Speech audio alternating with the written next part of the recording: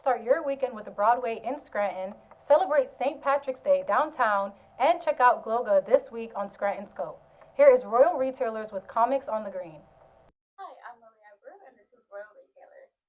If you like comics, manga, or just want to pick up a new hobby, then come down to Comics on the Green on 307 North Washington Ave. Comics on the Green has a wide selection of comics, action figures, Funko Pops, and a lot more, and the staff is always more than happy to help. I'm here with Dave, the owner of Comics on the Green. How are you today, I'm Dave? doing very well. Thank you for coming down. Of course. So, why should students come and check out Comics on the Green? I really believe we have something for everybody here, for all different tastes. We have a very wide selection of new comic books here. We have a very large selection also of older vintage comics of all different prices. We have things that are $1. We have things that are worth $1,000. We carry the Japanese manga titles. We also have lots of toys and statues and things like that, and something for everybody with every budget. That's a good answer. What's your favorite part about working here? I think my favorite part. Now, don't get me wrong. I really enjoy making a living doing what I love to do. But one of my favorites is when somebody will come in and they're not quite sure what they want, but they'll kind of tell us what their interests are, and we could find something for them. And then when they come back and say, "Oh, I loved what you gave me," or "Do you have more of that?" So it's really nice that we can help people. I think our customer service is kind of bar none. We could really help a lot of people because our employees here are very well versed in pretty much everything here, and it's just fun to get people excited about the product. Yeah, and I could attest his recommendations are top notch. And what comic books would you suggest to new readers? It depends on their tastes. If they like superheroes and they're kind of like, well, I haven't read Batman or Spider-Man in a long time. Both Marvel and DC have these new line of books. Marvel has their Ultimate line of books, which is a nice fresh start for characters like the Avengers and Spider-Man and the X-Men and Black Panther. DC has their new Absolute line of books, and they're doing very well with Batman, Wonder Woman, and Superman, and they're going to be expanding those. So those are good jumping on points. We also, if people like really don't care about superheroes, we have a lot of good horror titles, a lot of science fiction and true crime type things, and just crime type stories. So we can really recommend something for everybody. All right, perfect. And is there anything you want to tell the students of the University of Scranton? You're always welcome here, of course. Please come on down, bring your friends. Even if you're not interested, you might find something you like. We always give at least a 10% discount to students to show us your ID. And just come on. We're here 7 days a week, too. So we're here pretty much anytime you want to come down, or just don't skip class. But please come and visit us anytime. Great, thank you, Dave. Okay, thanks, Lynn. Thanks for having me. Of course. Be sure to keep a lookout for new comic book releases on Wednesdays. I'm Lilia Brew, and this has been your Royal Retailer of the Week. Broadway is back in Scranton with the beloved creepy and kooky Addams Family. The Broadway Theater League of NEPA will present the national tour of the Addams Family this weekend at the Scranton Cultural Center. The show will run tonight at 7:30, Saturday night at 7:30, Sunday at 1, and will close on Sunday night at 6:30. Tickets are on sale online at Ticketmaster, at the box office, or at the Broadway and Scranton office on North Washington Avenue. Enjoy live theater in our backyard this weekend with the Addams Family. Here's Enzo and Mariah with Blockbuster Breakdown. Welcome to the Blockbuster Breakdown. We're back with a really exciting episode. We are going to talk about one of my favorite days of the year, the Oscars. So Mariah, what were your initial thoughts on just the Oscar winners, and who's your favorite win of the night? My favorite win of the night was Conclave for Best Adapted Screenplay. When I was watching this initially, I was saying, if Conclave does not win Best Adapted Screenplay, then I hate the Academy. If that's dramatic, I really don't care. I was really excited about Oscar night in general. It's one of my favorite nights of the year, too. I think we definitely share that in common. And a little humble brag I'll put in, I've been right about Best Picture for 6 consecutive years.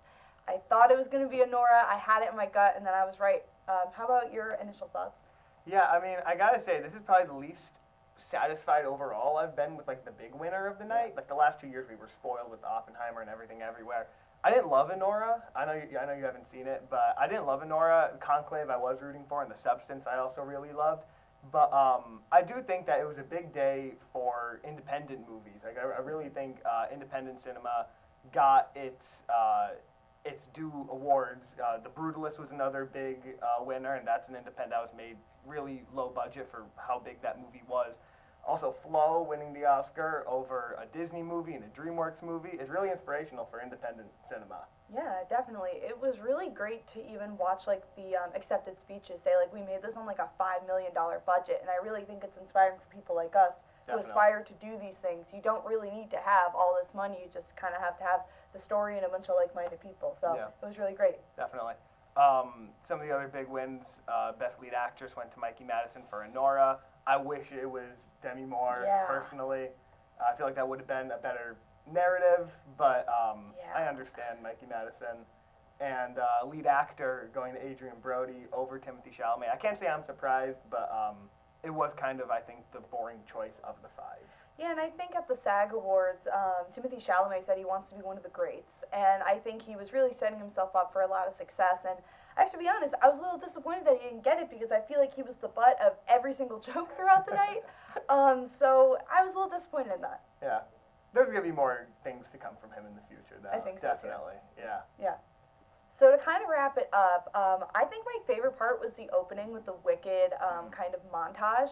Over the Rainbow, Ariana Grande was perfect. Cynthia Erivo was perfect. There was this great shot where it was like Cynthia Erivo and then it like was Ariana Grande like looking at her. Oh my gosh, it was so nice. Yeah. But that kind of wraps up Blockbuster Breakdown for this award season. I am so excited for all of it to start right back up again. I feel like it kind of happens pretty quickly, but we'll still be talking about movies and all the things that we love. But as for the Oscars, that is it. Thank you so much for tuning in, and back to you guys. Thanks, Enzo and Mariah. Get ready for a unique twist on your typical yoga session. The Mystic Mermaid Mind Body Soul Sanctuary in Peckville is hosting a special glow-in-the-dark aerial yoga class on Saturday. The class starts at 5 p.m. and will feature songs from Taylor Swift's Reputation album. Pre-registration is required for the hour-long event, and it is $20 per person. Wearing neon colors is encouraged, and the cost covers glow-in-the-dark supplies you get to take home.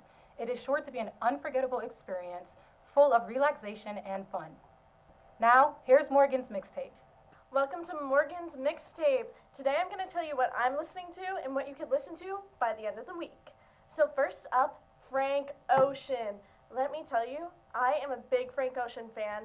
He was my #1 artist for 2024, dethroning Kendrick Lamar, who was my top artist for 3 years in a row. So that's a big achievement right there.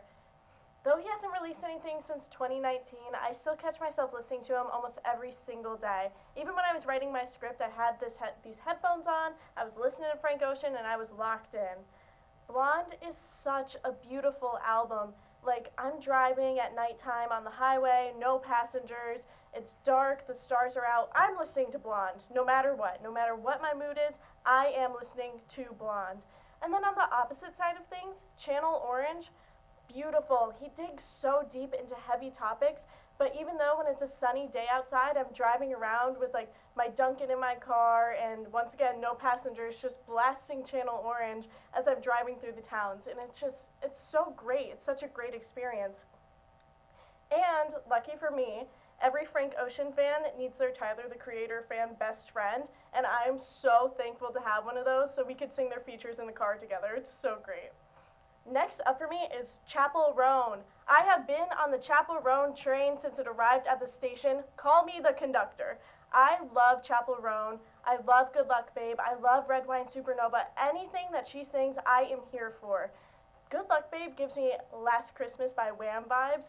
And if you know me, you know I'm not a big Christmas music person. That's just not what I like to listen to. But something about Good Luck Babe and something about Last Christmas, I love it so much. What can I say? And next up, Kendrick Lamar. Kendrick Lamar, I've been listening to him so often, as I always do, and I know I'll talk about him again. So for this segment, I'm only going to focus on one album, and that is Mr. Morale and the Big Steppers.